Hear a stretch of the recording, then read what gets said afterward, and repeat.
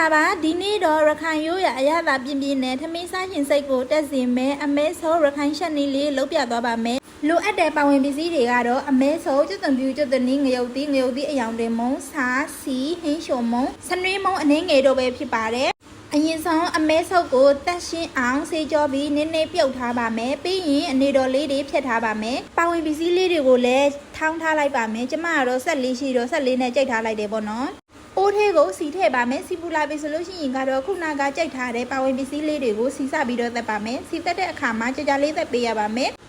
စီနဲ့တော့ငရုတ်သီးကနည်းနည်းလေးတူရတယ်ရှင်အဲ့တော့အပေါ်ကနေရေလေးထည့်ပြီးတော့ကြာလေးချက်ပေးလိုက်ပါမယ်များများလေးစားရှင်တန်းနဲ့ခရမ်းရှင်သီးတစ်လုံးလည်းထည့်လိုက်ပါတယ်ခရမ်းရှင်သီးလေးလည်းကြက်သွားပြီးငရုတ်သီးကလည်းကြက်သွားပြီးအနက်လေးကလည်းမွေးလာပြီဆိုလို့ရှိရင်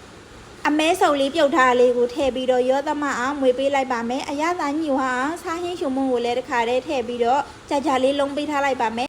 ရေလုံးဝမထည့်ပေးနဲ့ကြာလေးလုံးပေးထားရပါမယ်အမဲဆုံလေးတွေနိုးအောင်လို့ရေထည့်ပြီးတော့ရေကတော့ကျမစုံစဲရေလေးပေါ့နော်အခုလိုမျိုးလေးဖုံးလေးအုပ်ပြီးချက်ပေးလိုက်ပါမယ်စီပြန်ပြီးမွေးလာပြီဆိုလို့ရှိရင်တော့ရခိုင်စတိုင်းအမဲဆုံချက်နီလေးကတော့ပြီးသွားပါပြီပိုမွေးသွားအောင်လို့အပေါ်ကမဆလာလေးရဲ့တရုတ်နန်းလေးရဲ့အုပ်ပေးထားလိုက်ပါမယ်အခုလိုပဲရိုးရှင်းပြီးအရသာရှိတဲ့ရခိုင်ချက်နီးလေးတွေသိရှင်ရင်ကျမရဲ့ page ကို like and follow လေးလုပ်သွားဖို့မမေ့နဲ့အောင်နော်အဆုံးထိကြည့်ပေးလို့ကျေးဇူးတင်ပါတယ်ရှင်နောက်ထပ်ဟင်းလျာကောင်းလေးတွေနဲ့ဆုံတွေ့ကြပါမယ်နော်